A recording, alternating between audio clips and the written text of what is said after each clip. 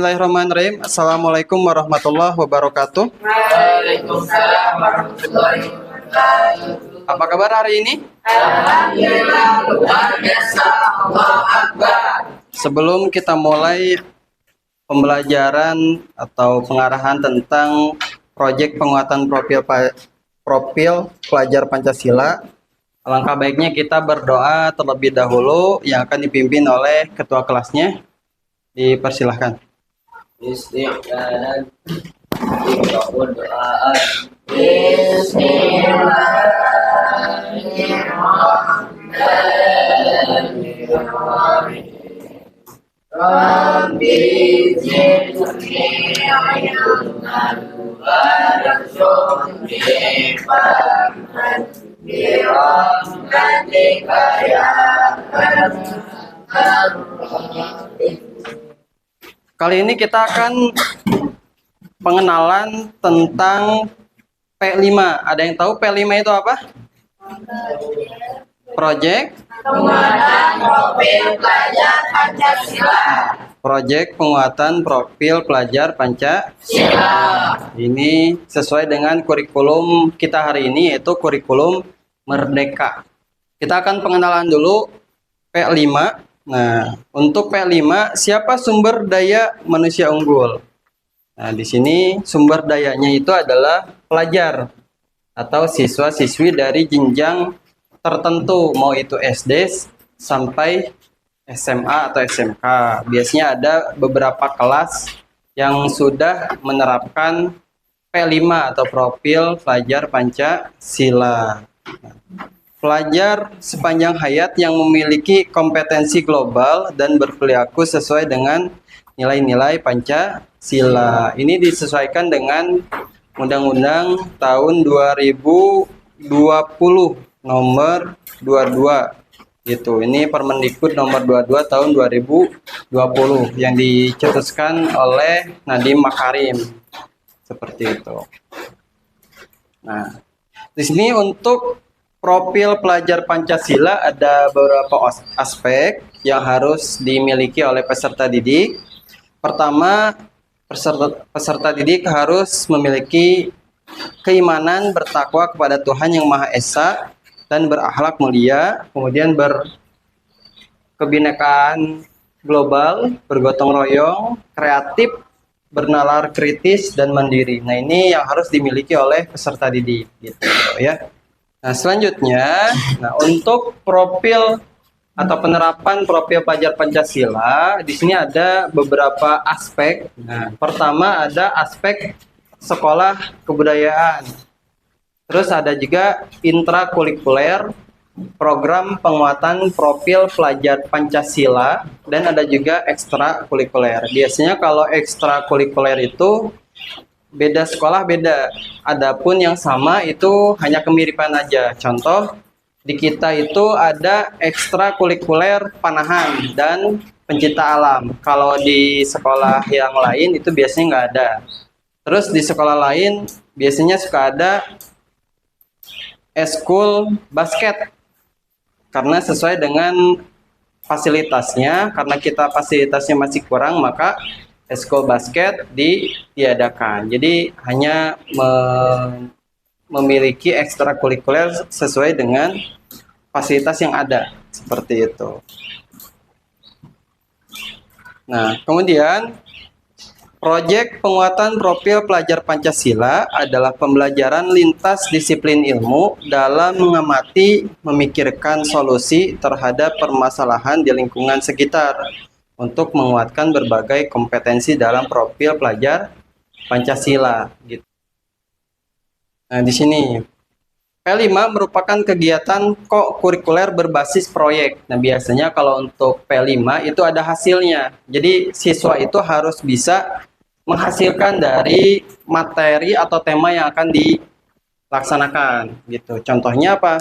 Contohnya kayak tadi, kalau misal sampah daur ulang, berarti harus bisa membuat atau kreativitas dari sampah itu seperti apa. Contoh kayak kalau sampah itu atau sampah daur ulang, terutama kayak botol, itu bisa dibuat jadi mobil ataupun bisa juga dibuat jadi pot tanaman. Gitu. Jadi harus ada yang namanya proyek yang dihasilkan oleh siswa itu tersendiri gitu. Paham ya? Kemudian untuk pelaksanaannya dilakukan secara fleksibel karena kita agendanya P5 itu setiap hari Rabu dalam jadwal kurikulum, maka pelaksanaan P5 itu dilaksanakan dari pagi sampai siang itu fokus ke P5 aja, seperti itu. Kemudian dirancang terpisah dari intrakurikuler maupun eskul yang ada di kita ataupun intrakurikuler yang ada di mata pelajaran ataupun tujuan pembelajaran itu dipisahkan. Karena kalau untuk P5 itu harus ada di satu hari full. Jadi nggak bisa P5 itu masuk ke jam pelajaran.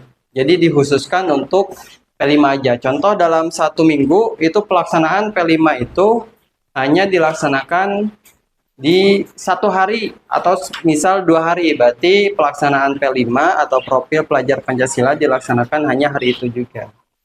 Kemudian, satuan pendidikan dapat melibatkan masyarakat atau dunia kerja untuk merancang penyelenggaraan proyek penguatan profil pelajar Pancasila. Jadi nggak harus guru saja yang menjelaskan apa itu P5 ataupun bagaimana cara menjauhkan siswa dari rokok, tapi itu juga bisa kita bekerja sama dengan puskesmas yang ada di lingkungan sekolah ataupun yang ada di luar lingkungan sekolah, seperti itu. Nah, ini untuk rujukan pelaksanaan P5. Nah, menurut Keputusan Menteri Pendidikan Kebudayaan nomor 262 tahun 22 tentang pedoman penerapan kurikulum dalam rangka pemulihan pembelajaran. Ini rujukannya ya. Nah, di sini ada beberapa P5 yang mengambil alokasi waktu 20-30%. Untuk tema-temanya di sini ada gaya hidup berkelanjutan, kearifan lokal, Bhinneka Tunggal Ika, bangunlah jiwa dan raganya, suara demokrasi, rekayasa dan teknologi. Kemudian kebekerjaan atau tema khas SMK ini hanya dikhususkan untuk sekolah SMK. Nah, itu adalah beberapa tema yang harus dimiliki oleh sekolah. Jadi kita boleh ngambil dari sini gitu temanya. Nanti kita akan membahas tentang gaya hidup berkelanjutan khusus jenjang fase D atau kelas jenjang SMP gitu. Nah, kali ini Bapak akan memberikan sebuah tayangan video tentang apa itu P5.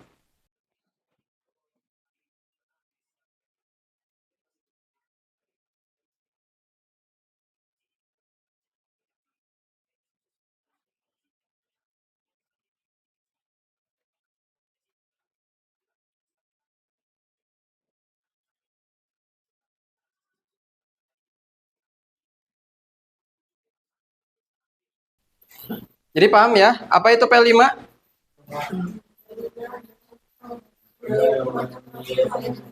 Proyek penguatan profil pelajar Pancasila. Ada berapa tema? 7. Apa aja? Terus? Kearifan lokal. Terus? Bhinneka Tunggal Ika. Terus? Gotong royong. Terus? Kewirausahaan. Nah, itu adalah pengenalan dari proyek pelajar Pancasila atau disebut juga dengan P5. Nah, selanjutnya di sini ada penguatan materi tentang P5 biar nanti kita tidak salah tentang apa itu pengenalan P5.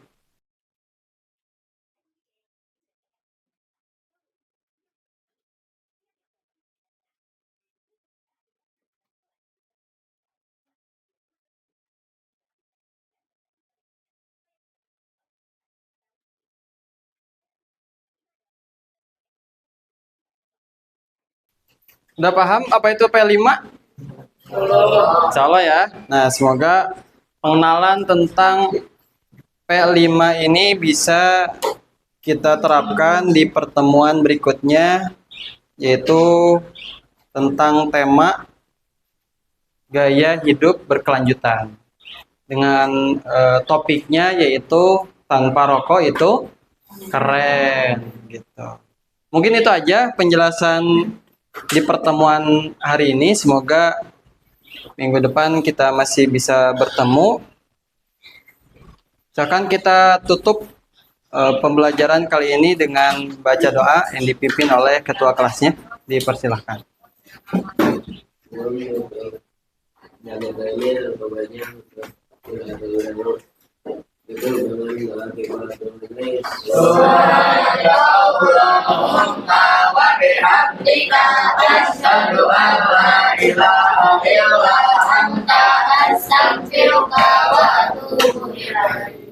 Cukup sekian, terima kasih. Wassalamualaikum warahmatullahi wabarakatuh. Bismillahirrahmanirrahim. Assalamualaikum warahmatullahi wabarakatuh. Apa kabar hari ini? Sebelum pembelajaran dimulai, angka baiknya kita berdoa terlebih dahulu. Silakan untuk doa dipimpin oleh ketua kelas. Istiqdadan iqra'u doaan.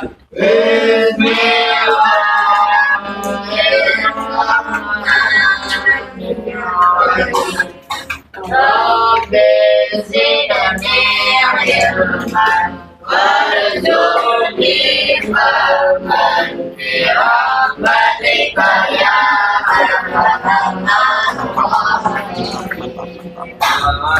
Nah, kemarin kita udah pengenalan tentang P5. P5 itu singkatan dari apa? Proyek penguatan profil pelajar Pancasila. Itu singkatan dari P5. Nah, sesuai dengan tema kemarin, kita akan membahas tentang temanya gaya hidup berkelanjutan dengan topiknya yaitu tanpa rokok itu. Ada yang udah ngerokok? Luki. Ini adalah tema yang akan kita bahas di pertemuan kali ini. Nah, tujuannya yaitu rangkaian kegiatan pada modul ini bertujuan untuk membangun kesadaran peserta didik pada bahaya merokok. Melalui modul ini, mereka akan mengembangkan pengendalian dan disiplin diri untuk menjaga kesehatan fisik dan mental tanpa merokok. Apa yang dimaksud dengan rokok? Filter. Ada lagi? Kretek. Ada lagi? Asap. Nah, apa itu dengan rokok? Rokok adalah hasil olahan tembakau, termasuk cerutu atau bentuk lainnya. Untuk rokok filter, kalau rokok filter itu agak modern. Jadi ada sebatas batasan atau filter itu saringan, di mana yang ini tuh kreteknya, yang ini tuh filternya. Jadi lebih smooth yang filter sebetulnya. Kalau misalnya yang kretek kadang bekas tembakaunya itu suka kejilat ataupun ke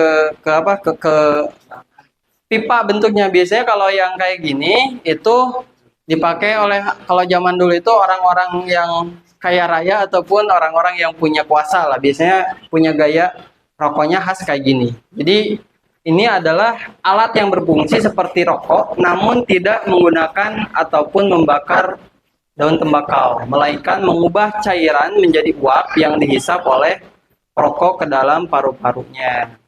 Ini disebut dengan rokok elektrik. Nah, ini untuk bentuknya. Nah, biasanya dalam satu batang rokok ada memiliki beberapa kandungan kimia. Gitu. Yang pertama ada yang disebut dengan hidrogen siamida atau racun untuk hukuman mati. Benar ya? Ya, racun untuk hukuman mati. Biasanya di bagian atas ini.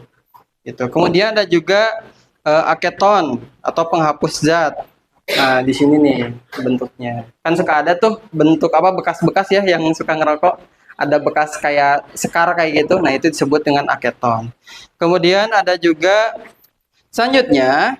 Nah, dalam rokok itu ada karbon monoksida atau CO gitu. adalah salah satu gas yang beracun yang menurunkan kadar oksigen dalam darah sehingga dapat menurunkan konsentrasi timbulnya penyakit berbahaya. Jadi kadang, nah, kemudian ada juga beberapa zat yang memang sangat berbahaya bagi tubuh kita, gitu. Itu katarak. Bahkan itu sangat bahaya. Biasanya katarak itu harus langsung ditangani. Kalau misalnya nggak langsung ditangani, nanti tahu-tahu buta, gitu. Itu penyakit katarak. Kadang tuh gangguan pendengaran agak tuli, misal Padlo dipanggil agak susah, nah berarti kayaknya dia perokok gitu. Contoh ini contoh.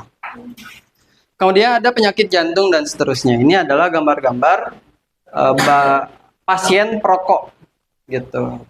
Bahkan hatinya pun bentuknya kayak gitu ya. Itu hati ya busuk gitu. Hati yang perokok itu kayak gitu. Perokok itu biasanya rentan kena penyakit, mau itu gampang sakit-sakitan dan lain sebagainya. Bahkan yang lebih kronis ya kayak gini gitu, kena kanker, kena katarak, kena kanker lidah dan lain sebagainya. Itu adalah orang-orang yang sering kena penyakit dampak rokok. Kemudian, mengapa remaja menjadi target pasarnya rokok? Karena remaja itu orangnya itu suka coba-coba gitu. Wah, cobain. Wah, enak, cobain lagi. Wah, enak, cobain lagi gitu. Makanya banyak remaja-remaja yang kayak playboy. Kemudian ada juga remaja yang coba-coba kayak gitu ya. Karena itulah remaja. Jadi remaja itu kan perpindahan fase kanak-kanak ke fase remaja, di mana di situ anak-anak belum mengenal apa itu rokok,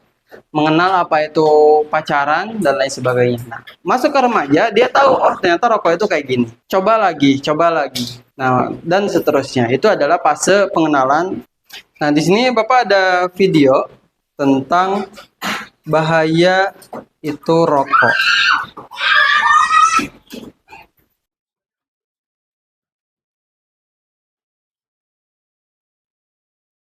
Nah, itu ya gambaran tentang video rokok.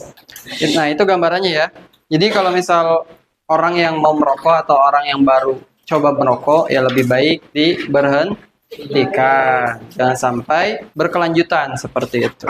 Nah, selanjutnya, nah di sini kita akan melihat apa yang membuat sulit berhenti merokok.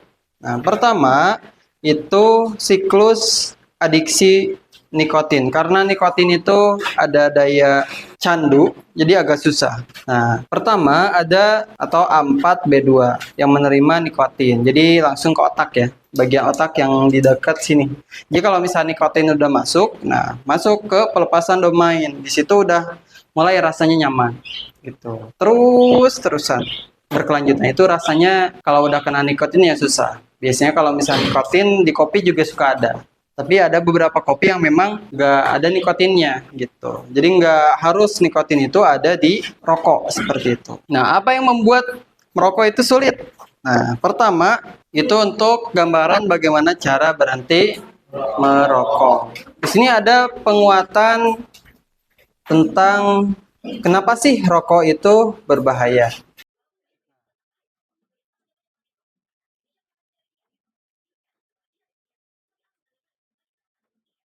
Jadi udah paham ya, apa itu dampak rokok dan apa itu orang perokok, jadi sifat-sifatnya dan lain sebagainya. Jadi kalian udah tahu bagaimana dampak dan pengenalan rokok, tipe-tipe rokok dan seterusnya. Mungkin minggu depan kita akan masuk ke materi bagaimana cara menghindari orang yang merokok atau misal project bagaimana tanpa rokok itu keren seperti itu. Mungkin itu aja dari materi kali ini. Semoga bermanfaat. Kita tutup dengan berdoa dipimpin oleh ketua kelasnya. Dipersilakan.